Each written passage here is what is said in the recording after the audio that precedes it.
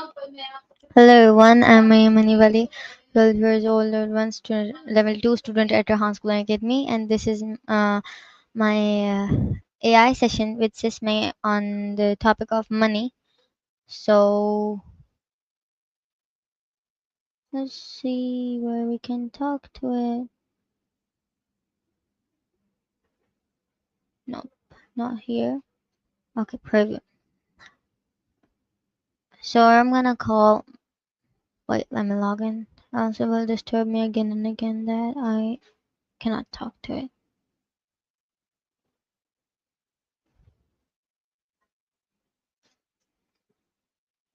So today's session is mainly about money management and financial independence. I've called my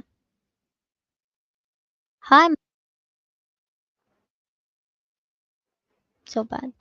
So hi Maya, how are you?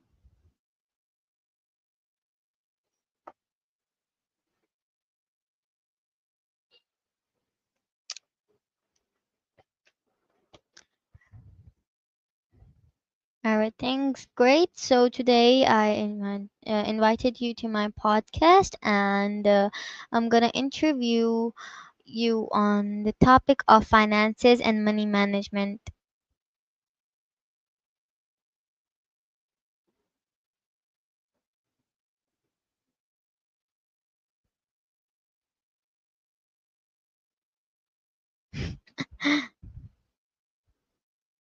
Okay, wait a sec.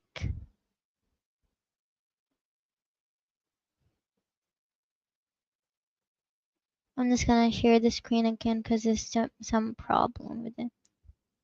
Okay, okay. Is that better? You were cutting out for a sec there. Ready when you are. So, finances. Where do you want to start? Like Yeah, budgeting, investing, or are we exactly. going to get in? Why is budgeting considered the first step to financial freedom? Okay, good question. Honestly, it's kind of basic, but it works. Budgeting forces you to actually look at where your money's going. Like, really look. Most people are surprised, I've heard. Once you know that, you can start making choices, cutting back on stuff you don't need, putting more towards goals. It's about control, really. Taking the power back from, well, just from spending, I guess. Okay, so Sismay, I made an allocation system of my own, and in which it tells that I have to just how I really separate my pocket money, which is basically to just spend all, but I allocate it to different parts, and so I keep it disciplined. In which it is mentioned that 60% of it is my 50% maybe, yeah, it's for saving or investing. Okay, I save that much, and then the rest of it, 10% is for the charity. And when I give charity, of course, I open up to more opportunities, and I just give it in the way of God. So, and the other ones, right, say I would say 15% is for skills, and 15% is for fun, like spending.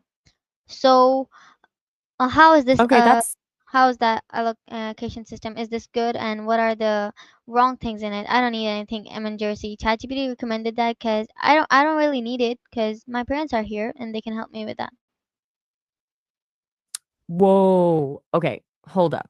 That's actually really solid.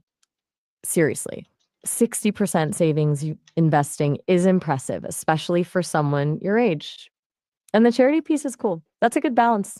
Honestly, I don't see a lot wrong with it. It sounds like you've thought this through. Maybe the only thing I'd say is 15% for fun feels a little low given you're allocating so much to savings. But if that works for you, it works. It's about finding what makes you feel good about your spending. The fact your parents have your back definitely changes things. You've got a good base to build from. Okay. Still So there? what's You went. what are the other things you would like to tell me about finances? The tips or tricks that I can just grow myself slowly, because I cannot do everything that fast. Right. Slow and steady. Smart. Okay, so beyond budgeting, automate what you can. Set up automatic transfers to your saving investment accounts. Pay yourself first, people Mm. say. It's cheesy, but it works. Also, learn about compound interest. Seriously, it's like magic, but with money. Small amounts add up over time. And finally, don't be afraid to ask questions. Talk to people you trust about finances, even if it feels awkward. Knowledge is power, right? Well, I watched a video in which it told me that just make things harder for you. Like if you want to spend to $1,000, if you're spending $1,000 every month and you want to stop that, so just make and just remove that bank account. Add another card to your phone in which it only has the money you want you can spend like $300, and then when you spend it all and remove the previous card, so you have to add it again and make the ways difficult for you because every step changes your behavior. Ooh, that's sneaky good. Like a self-imposed obstacle course for your wallet. It's a psychological thing, right? Yeah. Making it harder to spend makes you think twice. I dig it. It's a clever way to sidestep impulse buys. Definitely more proactive approach than just trying to willpower your way out of spending. It's like you're hacking your own brain. Yeah, exactly. So what are some other ways like this one, because it was cool. Hmm. Let's see. Okay, another one, the 24-hour rule. See something you want to buy? Wait 24 hours before actually buying it. You'll probably realize you don't need half of it. Also, unsubscribe from all those marketing emails. They're just seriously, they're designed to make you spend money. Well, Out of if I sight, just out of tell you, I hate shopping, so I just never look at those marketing emails and stuff because I don't really like shopping. I hate makeup as well. I just like the type of clothes I want to wear, and then I buy them, and then I won't buy clothes for like months. I just buy a few clothes, and then I just wait until they're rotten, and then I go to the market if I need. And I just work on what I really need. I don't really just spend money everywhere because I just want to keep it safe. I just want to save it, not want to keep it under my bed. I want to keep it in gold because in gold it stays on its value. Sometimes you just think like the gold rates are high. No, that's wrong. The currency values and rates are down. It doesn't mean the gold went high. The gold is always maintained on where it is. The currency always it depends on the currency. If the currency is going down, it means the gold prices are going up, and if the currency is going up, then we say that gold rates are down these days. So it means that the currency is down or up. Okay. Oh wow, somebody's whoa, okay. Um, you've clearly put a lot of thought into this. That's impressive. You're not just saving, you're actively thinking about the value of money and how it holds up over time. The gold thing makes a ton of sense, actually. You're right about currency fluctuations. You're way more financially savvy than most people I've met. Seriously, it sounds like you've already got a solid system. You're not just passively saving, you're actively protecting your wealth. Are you sure you needed my advice? Because you're kind of schooling me right now. actually I really want to work on this. Okay, good. What part specifically? The podcast is your platform, so let's focus on whatever you wanted to get to deeper. Yeah, so Investing, different types yeah, of investing. So where can I digitally invest? Okay, good question. Lots of options. A few popular ones, Vanguard, Fidelity, Schwab. They're pretty established and reliable. Robinhood is popular too, more app-based, kinda gamified. Some people like that. Also, there are robo-advisors like Betterment or Wealthfront, and they build a portfolio for you based on your risk tolerance. Which one is best? really depends on like how much you want to manage yourself versus letting someone else do it. You already sound pretty knowledgeable, so maybe something where you have more control would be a good fit. Like I'm thinking like I cannot invest in crypto, right? Because I don't have that much money. It's so expensive, and yet I don't even want to just throw all of my money in that. So yet, crypto. How can I do it in crypto? Even if I want to, I guess there's no way. You're right to be cautious. Crypto is volatile, to put it mildly. Throwing a lot of money at it is risky, and it's understandable to want to steer clear if you're not comfortable with that. But you don't need a ton of money to get started.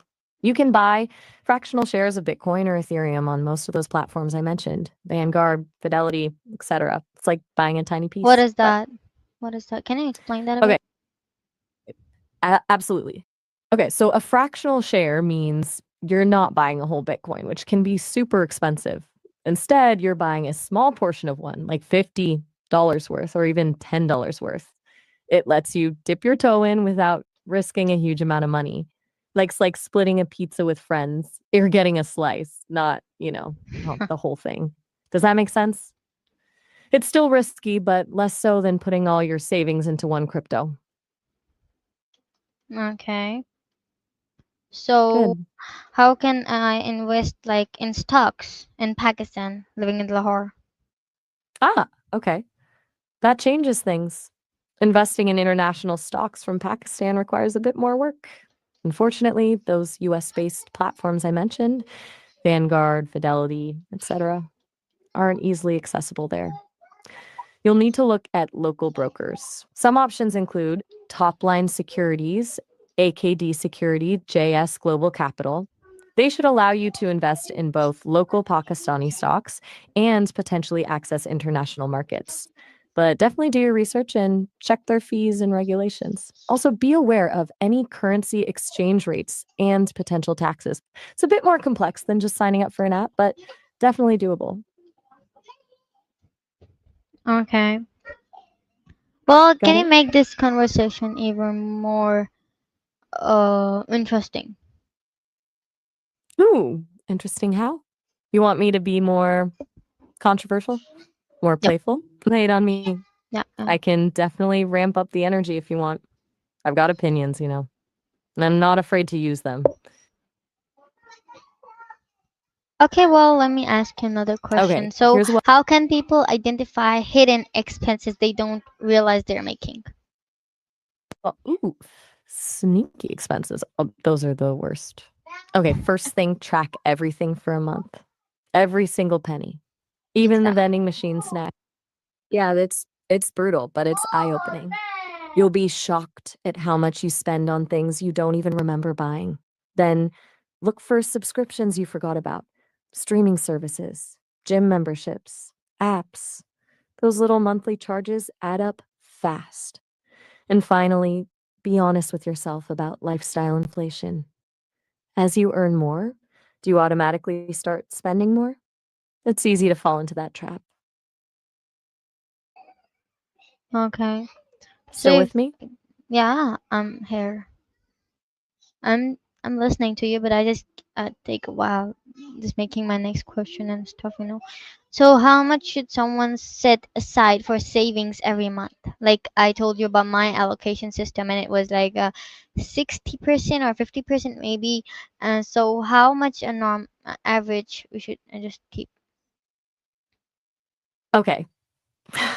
Got it. 60% is amazing. Honestly, most experts would say 15, 20%. You're already blowing that out of the water. But okay, if you're starting from zero or if things are tight, aim for at least 10%. The key is consistency. Even a small amount every month adds up over time thanks to that lovely compound interest we talked about. But you're already doing great, honestly. Don't let anyone tell you otherwise. 60% Uh-huh. is seriously impressive. Uh-huh. Glad I could give you a little boost. Seriously, though, you're doing incredibly well. So, anything else you want to dive into, or should we switch gears?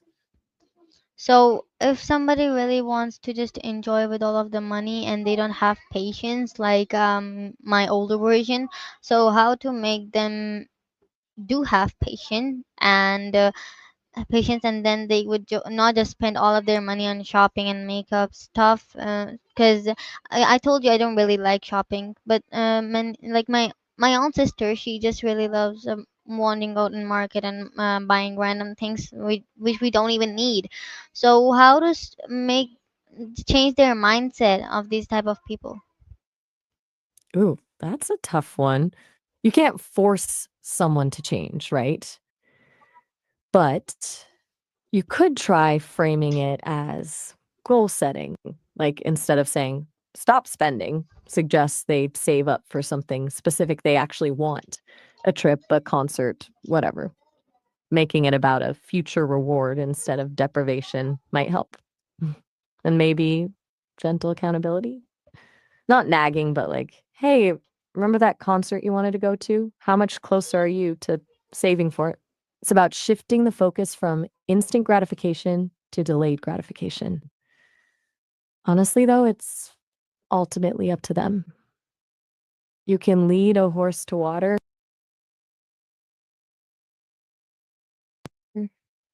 You okay? Right. So the tricky part is people get a dopamine hit from shopping, right? Feels good in the moment. To counteract that, maybe suggest finding other things that give them a similar buzz, a hobby, exercise, spending time with friends. Replace the shopping high with something healthier.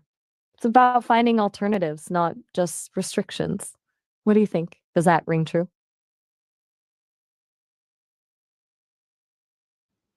Glad you think so. Okay, so I guess I It's should definitely not. end the podcast over here because I'm gonna be busy now. So this was our today's podcast on finances, and I'll meet you all tomorrow with another podcast, another interview on the same topic about money management and financial statements and stuff about Robert T. Kiyosaki and many other personalities. So stay tuned. Until then, bye bye. All right, sounds good.